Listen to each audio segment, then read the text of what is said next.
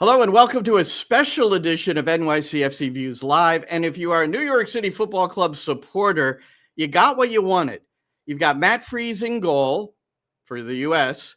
You've got Aidan O'Neill in the midfield for Australia. And as a bonus, the guy out on loan to St. Pauli, James Sands, will also start for the U.S. men's national team. International friendly. It's coming up in about an hour. We're going to have a lot to say about that. And we'll hit up on New York City FC as they are preparing for decision day against Seattle. That's all upcoming on NYCFC Views Live. Turn up your volume. Because you're about to listen to The Sick Podcast. NYCFC Views. Collins approaches the shot, and New York City wins the first MLS Cup on their first try, and they're going crazy. Tiene el tiro y gol! ¡Gol! New York City es el campeón de Major League Soccer. The sickest New York City FC podcast. It's gonna be sick. Welcome, everybody. I'm Glenn Crooks. There's Roberto Abramowitz, your radio broadcast team. English? Spanish over there? Oh, I got to point the other way. It always goes the opposite on StreamYard, I've noticed, you know? Did you? All right. When you try to part your hair, it's the wrong way. You know what I'm saying? You don't have it mirrored, I guess. No, I don't, actually. No, you have contrary. So do I. All right. Hey, so we just got the lineups and really good news. And looking at it further, well, let's set it up. Matt Freese. Well, if there were any doubts who the number one keeper was coming into this, and I would assume, as you often say when players are in this position, it's his position to lose right now. He'll be starting in goal against Australia tonight. That's coming up at 9 p.m. Eastern. So we're going to have a lot to say about, we got the lineup here, but also in there is James Sands. And I've looked at it more closely, Roberto, and it looks like he'll be in the midfield. I think it's going to be a back four because I originally didn't see Mark McKenzie. And then Aidan O'Neill, New York City midfielder, Australian national team. He is starting for the Aussies, who beat Canada in the first round of the friendlies here in the October window, 1-0. They're tough to play against, 4-5-1, and we'll get into that a little bit to see if the U.S. men can solve it. But let's just go through it quickly, Roberto, and get your reaction. Matt Freese in goal, Chris Richards at the back. If there was ever a lock in the 11 come next summer, I think Chris Richards is one of them. Oh, yeah. Christian Roldan is getting the start. I'm a little surprised there. Weston McKennie, who has trimmed down, admittedly. He says he now can take his shirt off at the pool for whatever that is. I can't tell you how much I love Weston McKennie, by the way. Well, that comment bothers me a little bit. I'll tell you why later. I've got it all here, man. Christian Pulisic is the captain. He'll be in the lineup again as a starter. He was not in the lineup, I should more clearly note, against Ecuador. He came off the bench. Miles Robinson, James Sands, Alex Freeman, Haji Wright. There's the replacement at striker for Balogun. Tim Weah will be on the wing, and then Mark McKenzie. So it looks like at the back, Roberto, it's Freeman on the right, and then you have Mark McKenzie, Miles Robinson, and who am I leaving? And Chris Richards. So will Miles Robinson play left back? I don't know who's going to play left. I have no idea. I know that you're going to have. I mean, we know Alex Freeman is absolutely playing right back. After that, Chris Richards playing center back. Who partners with him and who plays on the left side is going to be interesting. McKenzie's got to be in the middle. I think he's trying Miles Robinson at left back because, look, Max Arfson has been one of the most regular competitors under Pochettino. Only Luna, I think Diego Luna is the only one that's had more appearances than Arfson under Pochettino. But he's looking for who's going to be the number 2 left back to Anthony Robinson, who went back home because of the knee, couldn't compete, not called serious by Pochettino. But I think he's really, this is part of his, because Arfson's not ready. Let's face it. But do you bring him as a reserve and then maybe, okay, if something happens to Robinson? But it's a year out. It's so far, or maybe it's less than a year out. It's Yeah, but 3/4 of a year Yeah, out. but there's 4 games left, Roberto. There's 2 in the November window, 2 in the March I get window. that, but there's still going to be guys who are going to come up. I don't know if Arston's going to be on that. I don't know if Arston's going to be on the 23 or 26. That's going to be go to the 26. World Cup. They've already agreed. Okay. Like in Qatar in 22, when it was expanded to 26, they're going to. But let me make my point. You have a very versatile Serginho Dest that can play either the right side or the left side. So if you need cover for Robinson, you may want to put Serginho Dest there, and then maybe you stick with Alex Freeman, who's been playing very, very well. Maybe Joe Scally comes back into it as well. I mean, I would probably trust Joe Scally more than Max Arston right now. Arston has been fine going forward and contributing going forward. I have no problem with that. But his issues have been defending, and this is what you want these guys primarily to be able to do. You want your defenders to be able to defend.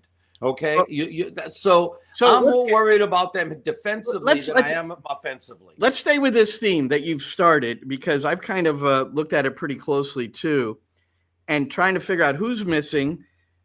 Dest, Anthony Robinson, and Tyler Adams for certain are 3 that are going to be in the 26. Yes. Johnny Cardoso. He is, he's iffy. He's on the bubble. Yeah, that's very nice. So is Luca de la Torre. Well, he's very bubble. His bubble may have burst. So here's right now. So you could bring 26 players are in camp, with the exception now that Anthony Robinson went home with the knee, and so did Alex Zendejas. He went home as well. And Zendejas, you're right. So here's what I got. So 4 in the original 26, you had 4 keepers, 8 defenders, 8 midfielders, and 6 forwards. So my proposal is you're going to bring 3 keepers. You're not bringing 4 keepers. So yes, that gives you a position somewhere. And I think it should be at the back. And the reason I'm saying that is because it gives you more versatility. We've seen him play 3 at the back. We'll see what's going on tonight. It surely looks like a 4 back, and I guess Miles Robinson will go out left. He's done that before, so that's why I'm figuring it. But I haven't seen Miles Robinson. When did you see Miles Robinson go out left? I've never seen him go out left. I'm not saying he hasn't. I just haven't seen him go out. I don't have it on. I just recall seeing him out there, and maybe it was. You know what? I mean, just as far as the mind's eye here, maybe it was left. Central defense at a back 3, and he ended up being on the, how he went out and defended that. And you're not confusing him with Jedi Robinson because they happen to have the same last name. No, I'm not confusing him at all. Okay, I'm just checking. I'm not confusing him at all. I can't wait to see how it starts. And at first when I saw it, I was like, oh, Roberto talked about Sands at a back 3. Maybe that's where he's going, even though he was listed as a midfielder. But I think it's going to be in the midfield with Weston McKennie. And then who will be the attacking midfielder? Well, Christian Roldan. So it'll be McKennie in front of Roldan and Sands. That's probably what we'll see, right? I think actually, or maybe you'll just play like a triangle, and you'll play a triangle there, and you'll play Sands in front of the defense, and then you're going to play 2, and then maybe you play 2 8s there.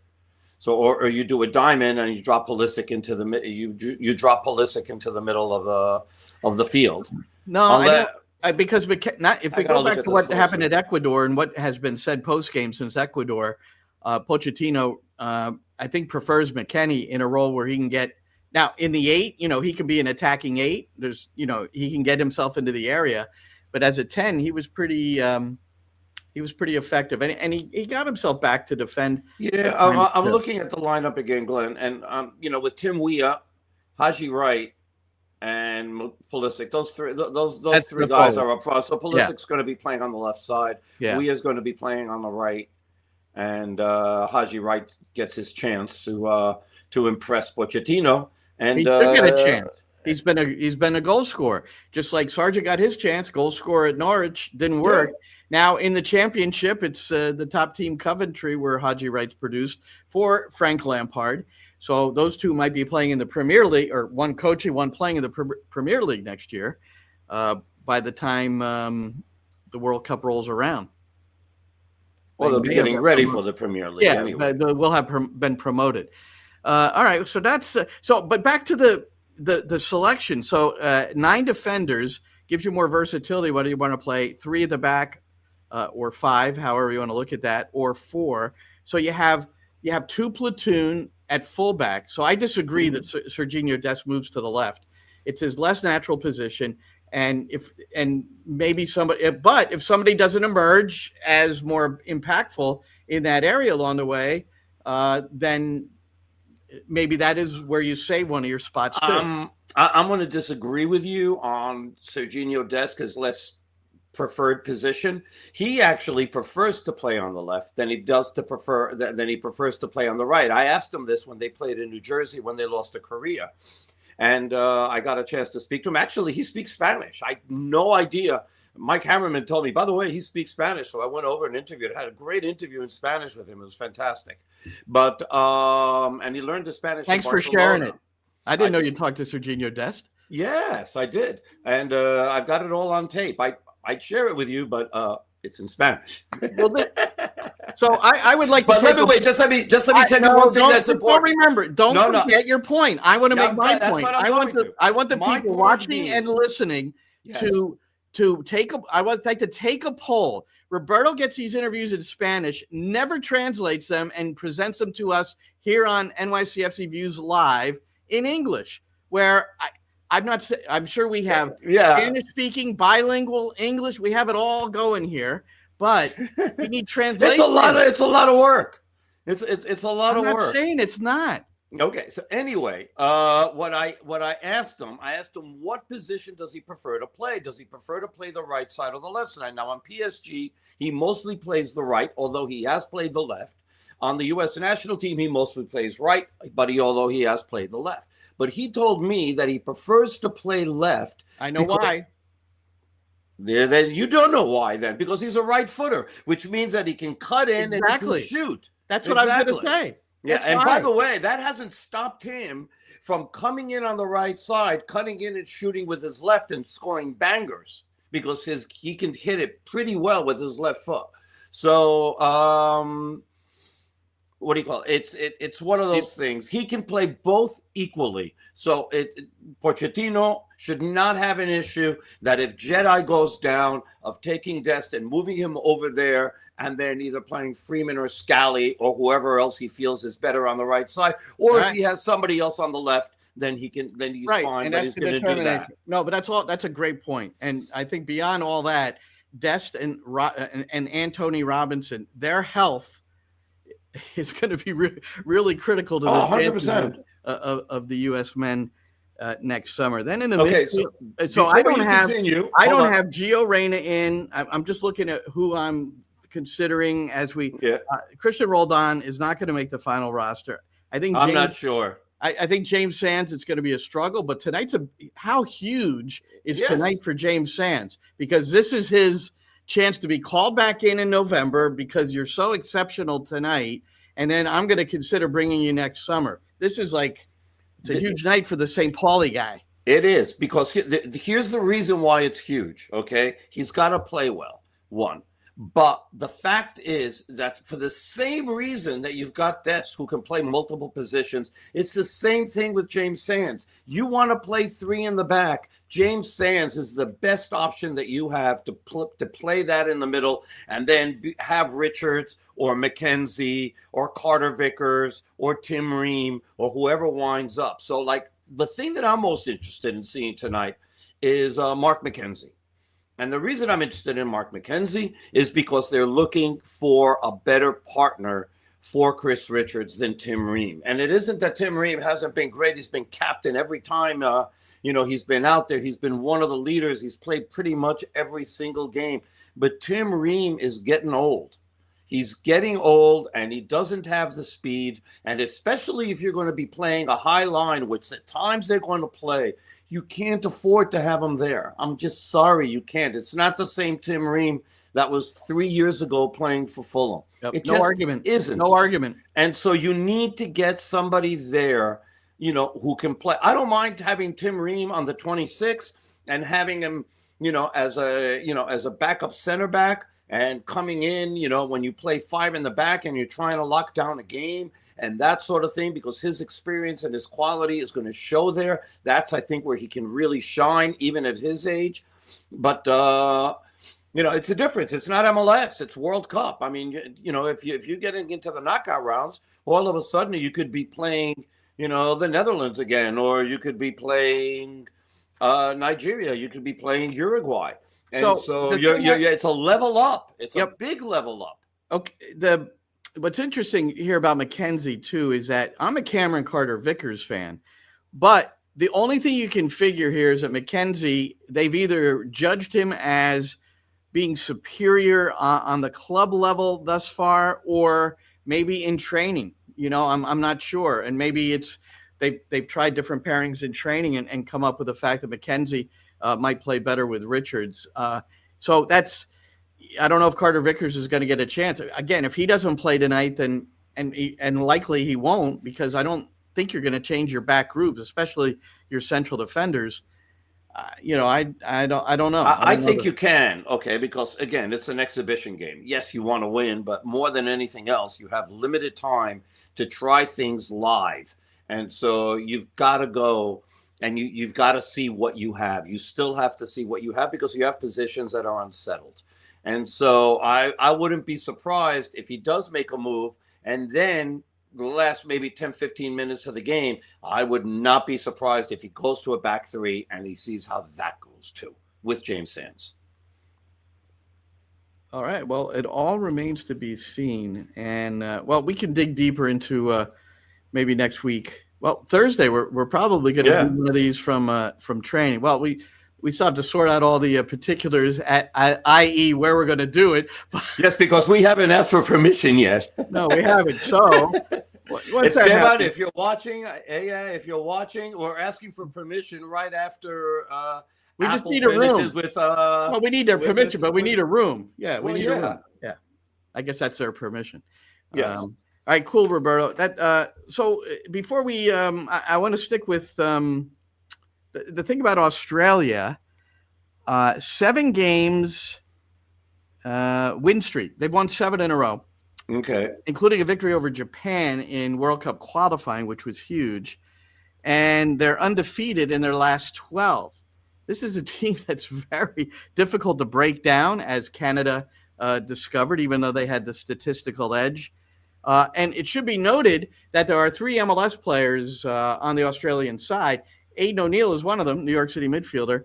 His roommate with the national team is Kai Rolls. You might remember him with DC United, Roberto. Uh-huh. Yes, I do. And then we've done Nashville games with Patrick Yazbek in the midfield for Nashville, and so those 3 are all hanging together. Glenn, can I make a point here? Yes. Okay, because I think this is important. It's context.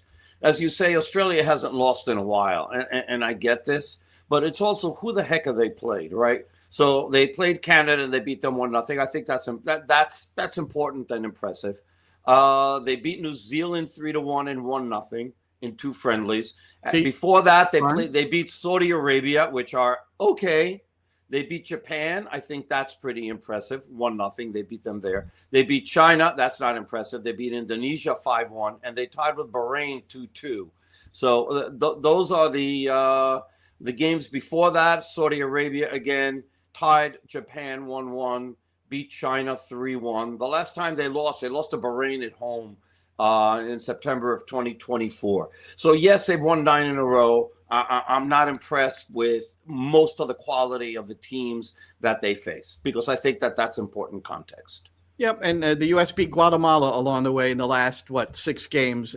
Are you going to put that in the gold star category? No, but we know who the U.S. is and the problems that they've had, and how they've played some of these games, and they're trying to get better. We also know that during the Gold Cup, which they did okay until the final. I thought that they played pretty decently. They did that with a B and C squad. They didn't do that with their A team.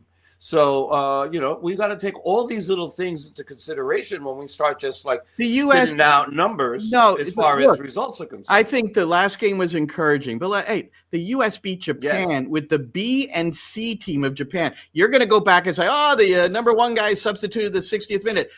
2 guys did. So, I mean, it's not – so we can't get – here's for me, and I know you shared that Landon Donovan thing with our group, but I had already said it publicly earlier today with Rodney Marsh on Sirius XM that the thing that I think is most encouraging from the Ecuador game, and this is where Mauricio Pochettino, all the critics, all these people who haven't coached a day in their life, critical of Mauricio Pochettino, and I know I've said that on this podcast, I'm sure, that it's laughable, some of the criticism of Pochettino when they're not there. And when he says he has a plan, let's believe the guy, because his plan has been pretty good with your Tottenham team getting them to the Champions League final, which was freaking ridiculous.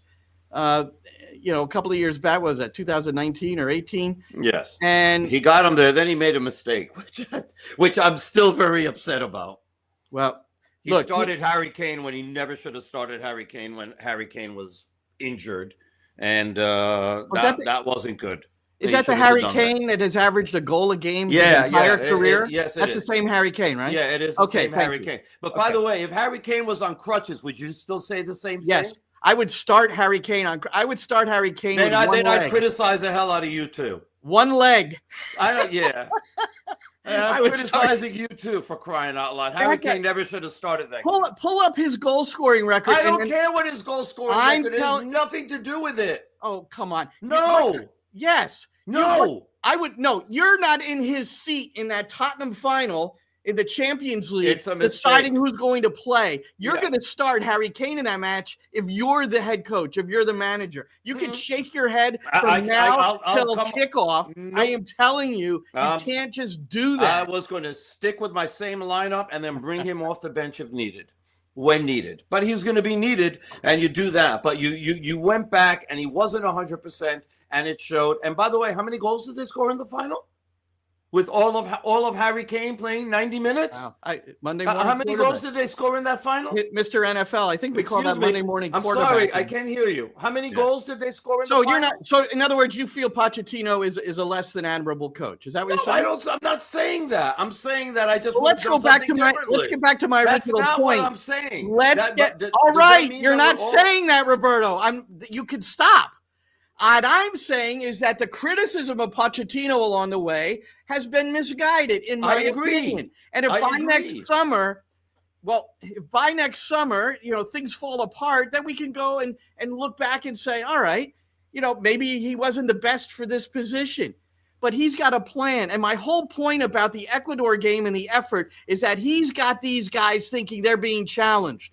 Whether it's right or wrong, there's not a chance when he says he hasn't decided on anyone for this team. That's ridiculous. Pulisic's going to be there. Anthony Robinson. Dest. That Chris Richards. I mean, come on. He's not pulling a Klinsmann and leaving Landon Donovan off. I don't think so. But he's got them on their toes. These boys, they're ready to go. And the point that Landon Donovan made that you sent us was pretty interesting, because he felt very strongly that there's no way Christian Pulisic would have gone back in that game had he not sort of, how would we put it, feel a little bit more challenged by Pochettino and maybe some criticism for him not going to Gold Cup. But he put himself back into that game at like 80 or 90%. He wanted to play. Right, he wanted to play. He was on the bench and he was subbed in. And now he's starting today. So how about that? So there you go. But what Landon was saying, and I agree with this, and what I liked about the game and what I liked about the team was the fight, the determination, the being on the front foot the entire time.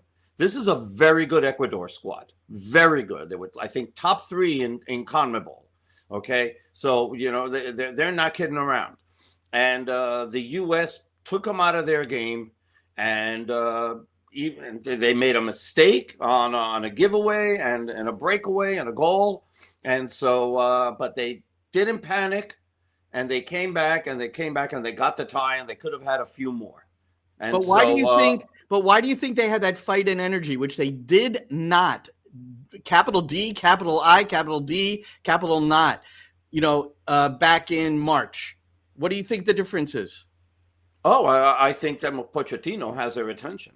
has her attention 100% for the reasons that you explained, and what we've explained here before, that that once he saw how that team played in Nations League and after and then what was it in Gold Cup, and he saw how poor that team was and how lack of spirit and everything that we come to expect from an American team.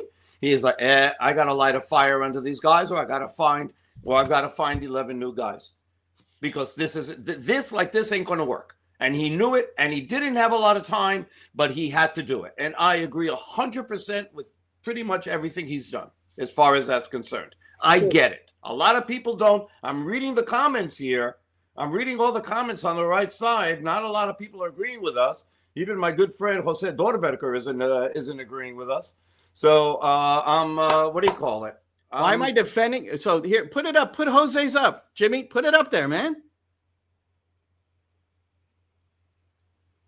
No, not that one. The one before. No, the first one, where he addresses me.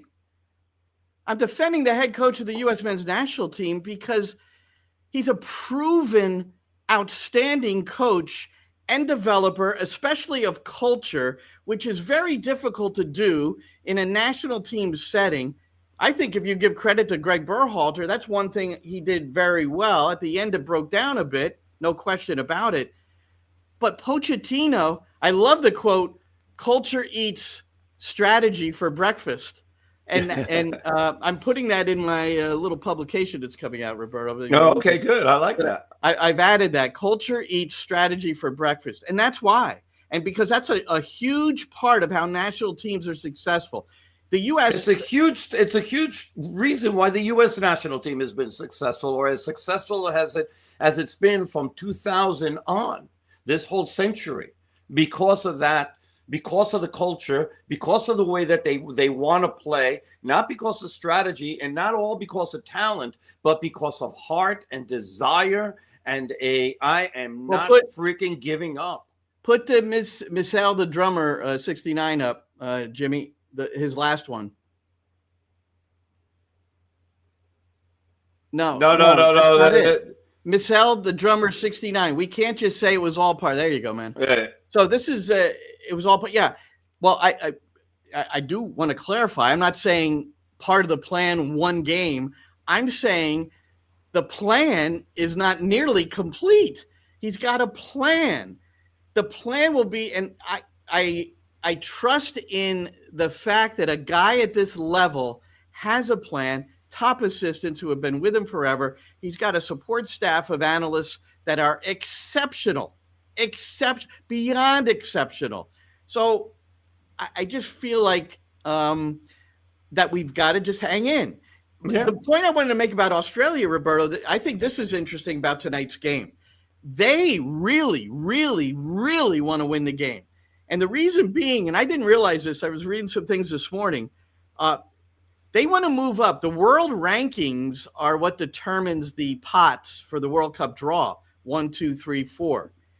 They have a chance to move up from number 25. If they get above 25, it will inevitably put them in pot 2 instead of pot 3. And I just want to read what that means. If you're in pot 1, it's the host nation. So the U.S. men are there and the highest ranked teams. Then pot 2 is the next best. Pot 3, mid-ranked. Pot 4, lowest ranked. And what happens is that you'll play a pot 1 team. You won't play anybody in pot 2, and then you'll play pot 3 and 4. So that's your group games if you're in pot 2. So you're going to have one kick-arse game that's really going to be difficult. But then ostensibly you've got these other 2 games that you should be favored out of the group. So it's really it's a pretty vital game for them. Yeah, absolutely. Hey, how about our boy Alonso Martinez? Yeah. You got the brace last night, and how important was this for Costa Rica to now they're in second place in their group. They beat Nicaragua 4-1. Nicaragua was poor, but Costa Rica won a game that they had to, and they did the job. But our boy Alonso with a brace. Now listen to this, Roberto. And Jimmy, throw up Alonso celebrating and just a couple of these moments that he had last night. And there he is. You know him, you love him. The New York City striker, now doing it for Costa Rica. And those uniforms are sharp, by the way. They are. They are sharp. Yeah. I don't get excited about uniforms, but those are good. Yes. So 8 goals and 30 appearances overall for Alonso, Roberto. But those 8 goals have come in their last 12 matches. I mean, this guy is on fire for 2 teams, Costa Rica and the New York City FC. Right. And I'm glad to see that he's healthy enough to be able to play 90 minutes. Remember, he was out for a game and a half for New York City. Now he's back, and they're going to need him against Seattle because that's an important game, too. I don't know if we're pivoting to New York City right now. But not quite. We're getting there. But it's a pretty important game on Saturday. Well, it's a very important game. He should be back, and it's good they're playing tonight as opposed to tomorrow. But that will help at least with some recovery. That's good. Well, let's go to right. Martinez played yesterday, so get home. Yeah, get home. And rest. Yes. I meant last night. That's right. Yeah. I meant he played last night, so that's much better. I'm sure he's back by now. What did I want? Oh, the Weston McKennie thing. When his quote was, "This summer was the first summer I didn't mind taking my shirt off at the pool because he's fitter now. He's got a better diet." But the part of that comment that bothers me, Roberto, is that so before this he really wasn't taking care of himself, and it was probably impacting his play negatively, wouldn't you say? Yes. So I mean, yes. I wouldn't be bragging about that, but of course he's a funny guy, and the team loves having him around, and so he understands now. I mean, sometimes it just takes a lot longer for some guys for some reason to understand the importance of being in optimum shape. And how that winds up affecting everything from the amount of minutes that you can play, from the amount of effort that you can give with the minutes that you have on the field, with your recovery, with all these different things, speed, agility, all these things are much, much better when you're in the perfect shape. And maybe it took Weston McKennie a little bit longer, but I'll tell you one thing, his mentality, I mean, the past 3 years, the challenges that he's had, that he's gone into a team and the coach saying, yeah, we don't want you here. So until we can dump you someplace, you can train. And before you know it, he's forced himself into the bench. He's forced himself into the starting lineup. He becomes immovable in the starting lineup. They switch coaches next year. Here we go again. Yeah, we're going to get rid of you. You can train until we get rid of you. And rinse and repeat it. Here we go again. And that's a mentality. I mean, there's a lot of people who would not recover very well from that and would go and sulk. And he's like, yeah, you're going to bench me? Let me show you. And I love that. I love that about him. One more thing with the U.S., Tim Weah. You know, he plays right wing, he plays left wing, right wing back, left, plays either side. He prefers the left. And I just read an article in The Athletic, and Roberto, I like The Athletic. I think they do a fantastic job. All kinds of variable sorts of articles digging into different sides of things. Yep. They recently talked about dominant eye theory, meaning where you place a player, number one, or how you train players. And I saw the headline was, Italy. It was the Italy U20s. And one of the players had a patch over his eye while he was training.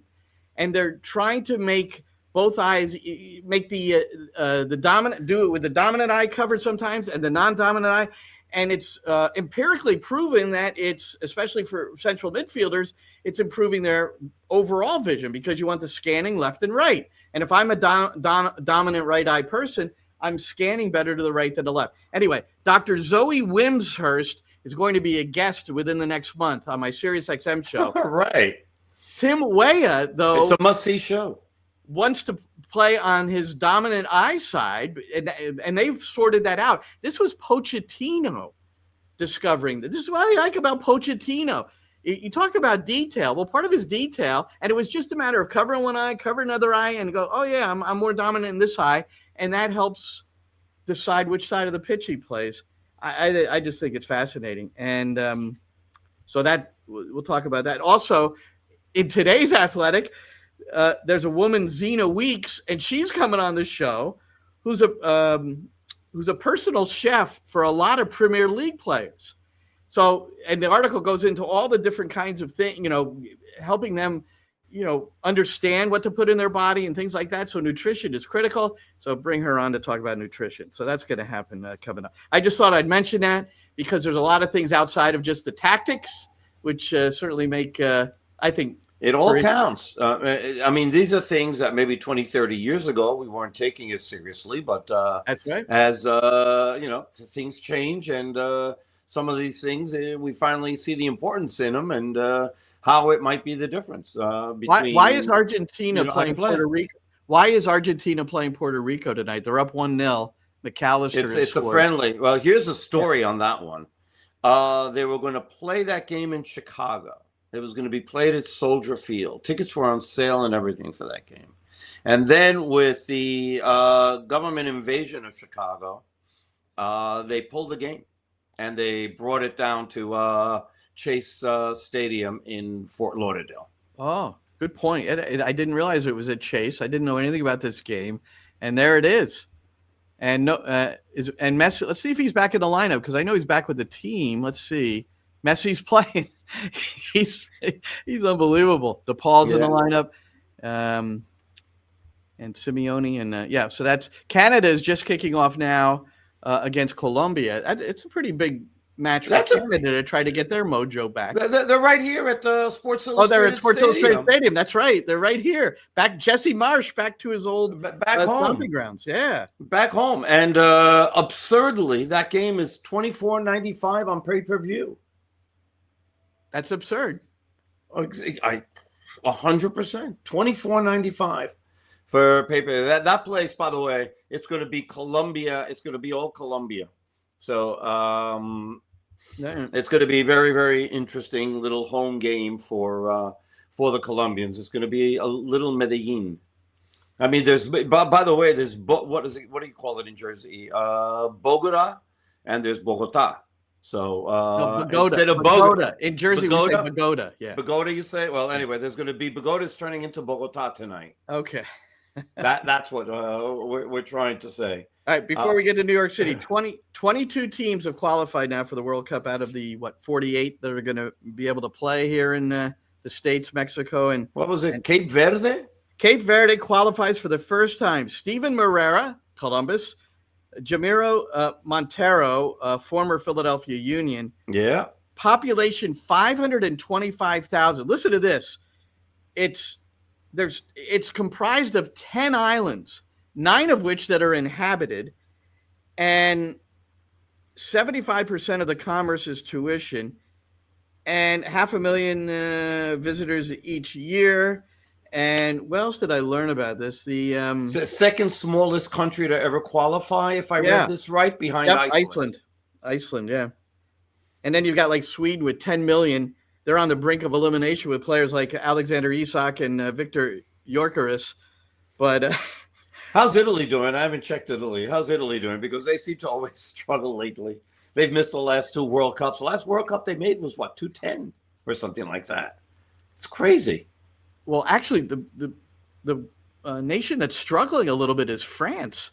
So, they were in the World Cup final. So France has to wait till November, that window, before they can qualify. They tied Iceland 2-2. No Gudmundur Thorarensen anymore. I checked. He's out of the picture, apparently. And, goody. Yeah, that's it. Let's see. What else do we have here? Oh, and before New York City, FIFA. I wonder what you think of this, Roberto. Merging the September and October international breaks starting in 2026 through 30. So the final full week of September and the first 2 weeks of October. So instead of 4 weeks, it's now 3, and you could still play 4 matches within those 3 weeks. Okay. So, but it makes the schedule kind of more congested, doesn't it? It does provide extra time for the club games, which is, I think, one of the impetuses for this. But anyway, so I thought that was something interesting. New York City FC playoff positioning. Citi Field on decision day, Roberto. Yankee Stadium the rest of the way when they're at home for the playoffs, whether that's going to be 1 game, 2 games, more than that. We'll see. Thursday after training, Roberto and I are hopefully going to do an NYCFC Views live from Orangeburg, so we'll get all the reaction from those that we speak to there. And Seattle, they cannot move into the top 4 in the West. They're in 5th, so they're playing to stay as high in the table as possible, but they're flying cross country. To me, it's pretty tough on Seattle. They're the only Western Conference team playing an Eastern Conference team. And they went about as far east as you can. Yeah. So that's coming up. That's everybody's kicking off at either 6 or 9. I thought a very good point was made. I believe it was Danny Higginbotham who said, why not just start all the games, West and East, at the same time, so that Seattle, because part of the problem is people feel like, the other teams are going to have an advantage because they'll see the result of Seattle, New York City FC. And that's true. So but nobody can catch them. They're on an island, Seattle, especially this case. I mean, this is a perfect scenario for it, for the way they're doing it, because they can't go forward. They're 6 points behind Minnesota. Yeah. And Austin can't catch them because Austin is 5 points behind them. That's completely beside the point. This schedule was set well before whether Seattle was going to finish 1st or 9th. Which is why I just said this time it doesn't matter. This time. But here's what I'll tell you and why it's never happening, okay? Because Apple definitely wants at least 2 windows. They want They want 2 broadcast windows. They don't want to have all the games at the same time. Yeah, that's good. And so you potentially screw one of your teams. Who cares? I mean, it's the kind of stuff. Protect the sporting side of the sport, please. And how about this, Roberto? I mean, I don't know how much your head exploded when you saw this. Artificial intelligence for the match recaps of MLS games. I think it was it was multiple games. I don't know how many. I just saw the Inter Miami Inter Miami Atlanta. Inter Miami Atlanta game. Was why not help the education process with your local journalists? And we've seen a number of them chime in saying, hey, what they're paying? I don't know what they're paying these people. They're not paying more than $50 an article. That's not possible. So it's not going to break the bank. No. And but worse than that. I mean, this is a league that is desperately trying to become relevant in a landscape where you have the NFL, you have NBA, you have NHL, you have Major League Baseball, you have WWE, you have UFC, you have theater, movies. The entertainment landscape within the United States, not only sporting, is enormous, okay? And you're trying to make noise. And what you wind up doing, okay, especially in a league that not every team has professional coverage, meaning they don't have the top newspapers in their cities covering the teams. New York City is an example. Thankfully, we've got, great, between podcasts and websites like Hudson River View, Blue Balls Podcast. There's a billion things out there that give it a lot of good coverage, right? But the Post rarely writes. The Daily News, I don't think I've ever seen an article. The New York Times doesn't even cover anything local. Newsday, I don't know if they've covered in the past 2 years. They used to have somebody who used to come in and cover games. AM New York, every so often. El Diario La Prensa doesn't even freaking cover, which is insane. And I'm embarrassed. I used to be the sports editor in that place. If I was running that place, trust me, they'd have coverage. Every team in New York had coverage because that's what I did. But Daily News had one terrible. The Daily News had one story once because I wrote it. Pro Soccer USA had a deal, but Pro Soccer USA went under. How many years COVID. Ago? Yeah. Oh, yeah. How many years ago? 2019. Yeah, that's what I'm saying. And so this is a league that desperately needs people to be writing about them, talking about them in a positive way. Right. I mean, I'm always one to say, love me, hate me, don't ignore me. And right now we're not ignoring them. tell me, we're definitely not ignoring them right now. Okay, because what they're doing is terrible. It's very, very short-sighted. They're saving themselves a little bit of money by not having to pay a freelancer, right? But you're writing beyond flat, vanilla articles that are going to have issues, especially when they're proudly say, "Oh, we put this up unedited." They bragged. It's crazy. They were bragging that the stories were not edited. What the hell is that? I don't understand why you would even, you could be transparent. Okay, this is AI written. We're not trying to hide the fact it is, but all you have to do is read it and then it's, because there's certain words that are used in AI. And my wife is a collegiate professor at Rutgers University, and she can spot an AI written paper or document in like 2 seconds. There's just a style that AI has. And some are fooled, and most are not. And it's really really unfortunate.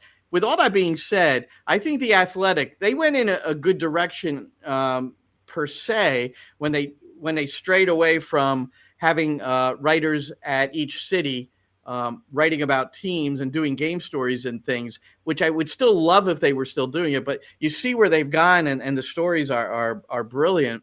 There's no reason for them not to be able to do both, except for money. That's what I'm saying. Let's come back. Since MLS is going to do that, let's come back and provide that. You know why that's never happening? Who owns the Athletic? The New York Times. Yeah, that's not happening. It's just not happening. One thing I do want to say about the Athletic, and I commend them, our boy Tom Bogert is back. He re-upped. So it's good because he does really good work. So happy to see that Tom is gainfully employed back with the Athletic, aside from working for CBS Sports on some of their coverage and stuff. So good for that. All right, Roberto, I want to play a couple of things for you, but let's kick it around and I'll share it with you. Do it.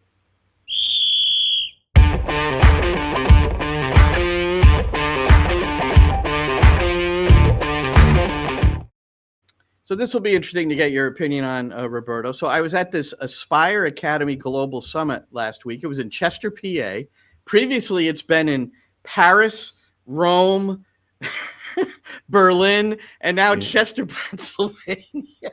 So an interesting venue, Subaru Park, and right inside the stadium where they did the panels and the clinics. It was on the field. They put and it was right on the field, which I thought was interesting considering what happened to Sports Illustrated Stadium earlier this year when they had the concert stage out there. But this wasn't as dramatic or heavy, I'm sure. But hopefully it doesn't harm Subaru Park for the playoffs. But I spoke to two people in particular. One, Bradley Carnell, head coach of the Supporter Shield winners, the Philadelphia Union. And I think it's very interesting, and I didn't know until his last comment here how data-driven he was. But he spent about 10 minutes with me, and I want to just play this brief clip. This is just a couple of days after the Supporter Shield and the victory over New York City. Season presser on the Zoom, and I wrote one thing down. You talked about scoring goals. You said 60, 30, 10. Sure, yeah. So you said 60% in transition, 30% set pieces, and 10% in possession. I don't know how those figures match. We're a little more higher on the possession side this year. So we're trending towards 19%. Set pieces have always been pretty good here, even at my time in St. Louis. I used to be the set piece coach in the Red Bulls as well as the assistant. So yeah, we have a very strong philosophy regarding to restarts and set pieces as well. So that's always been pretty strong. But like I said, the possession, these guys took it to another level this year, and we've played some stunning football, to be fair. And if you look at the game-winning goal against New York City, which earned the Shield for you officially, that was part of the 60. Yeah, that was the 60. That's part of the 60. That increased the percentage. Yeah, we'll see if we pulled it back a few percent. So, but amazing. Being on the jump, on the front foot, defending high up the field. And we've scored so many nice goals with this. And the beauty of it is that a lot of this is within 10 seconds. So we track within 10 seconds. We're a data-driven club. I'm a data-driven coach. So they specifically train 10 seconds and like count it down. Sometimes they'll put it up on a clock so that when they win the ball, man, you got to get something on frame within 10 seconds. And when you train that consistently, it becomes ingrained obviously when you watch them play. This is such a huge part of it. And just to add on to that, Frank Reicht is his set piece coach. He's a first team assistant. And he studied a report from the University of Cologne in Germany. He's German. And he brought this to the program as well, because that study indicated how many goals worldwide, and we're talking top leagues, top competitions, they're pretty much scored in that percentage. So they set up their training to indicate that they understand that's how they're going to score, even though they're a better possession team this year, maybe than they anticipated by 9 percentage points. But so I thought that was interesting. It is. So they, for instance, have 17 goals on set pieces this year.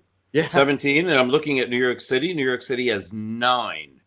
Let me look at Seattle while I have them right here. What's the percentage there, though? 6.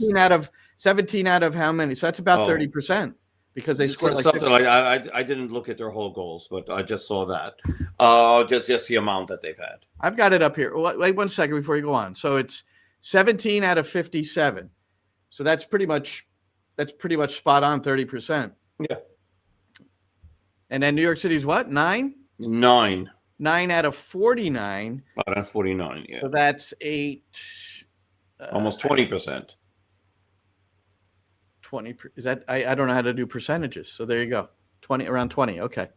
And this is one of the studies, between 20 and 35% of all goals scored. I mean, if you did a whole survey of the world, 20 to 35% of all goals are scored on set pieces. So, the idea is work on them. The idea is now they're hiring full-time set piece coaches. I mean, there you go. My friend Jose is a math whiz, as he's an architect. So let him figure that out. Okay, yeah. Figure out 9 of 49 and 17 of 57, please. Yeah, I mean, look, it's 9 out of 49. It's easy, just double it. It's 18 out of 100, out of almost 100. So it's close to 20%. All right. Well done. And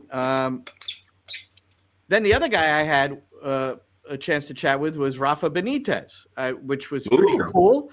Real Madrid, Liverpool. I mean, Liverpool, 3 trophies. He's got 13 trophies under his belt in competitions in Europe. And so he has been out of coaching, though. So what he's been is like a technical observer for UEFA. So he goes around the world with an analyst by his side. He's got this real whiz kid who was on the stage with him. But and then he started his talk with talking about 2019 rule change. That's, Roberto, where the central defenders started coming into were allowed in the area with the goalkeeper. Mm-hmm. And the way he put it is that now it was encouraging more teams to build out than ever, which now to oppose that, teams are pressing higher, and then we go from there. So that's part of our this clip right here. Because you pass the pressing, the first line of pressing, and you have less players, but it's the difficult thing to do. So you have to be patient, move the ball precisely, and then try to find this gap between players.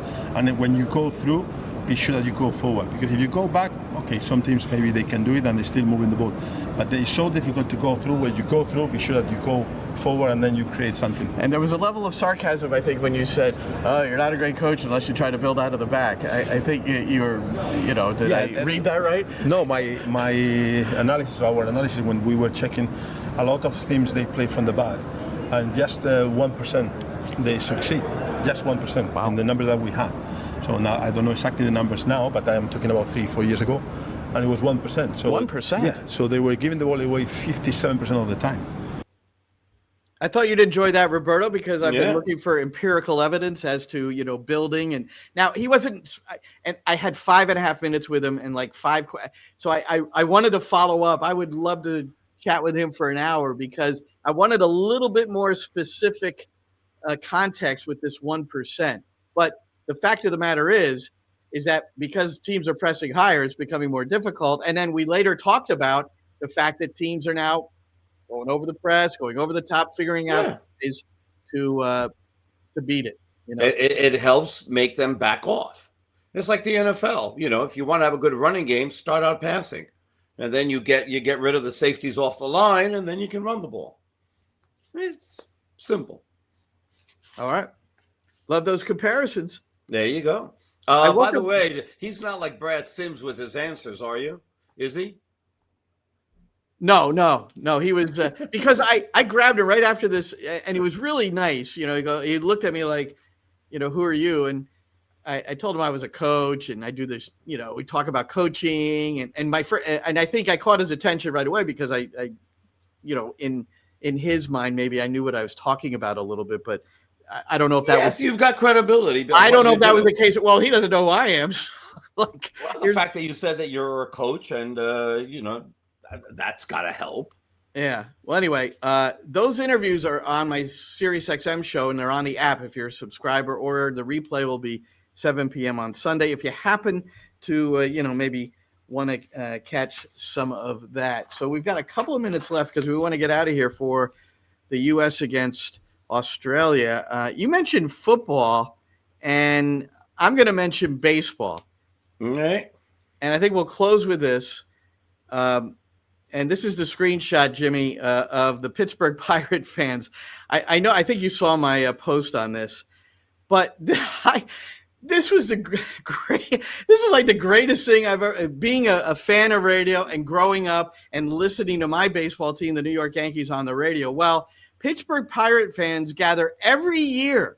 It's an annual thing, and they just sit and listen to the radio broadcast of Game 7 of the 1960 World Series, which was the Pirates defeating the Yankees. It was a really crazy 7-game series, but Bill Mazeroski for Pittsburgh, walk-off home run, bottom of the ninth, Game 7. It's the only walk-off home run to end a World Series ever. Bobby Richardson of the Yankees was the MVP of the series. He's the only guy to win the MVP on a losing team in the history of baseball. And the Yankees outscored the Pirates 55-27 and still lost the series. It was really remarkable. You got to spread them out better. That's what they had to learn. They had to spread them out better. One game was 16-3, the other was 10-0, whatever. But what a cool concept. So I did put out there. It's like, I would love somebody to take the reins. Who are our biggest fans?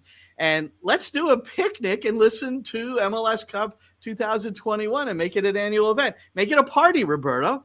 You know, you can do that. I'll bring some alcohol. I don't mind. Well, I guess we have to get a permit depending on where it is. Something like that. House, but nobody from New York will come to Jersey, so there you go. There is that. We've already seen how they boycotted Sports Illustrated Stadium. They're definitely boycotting East Brunswick, New Jersey. Exactly.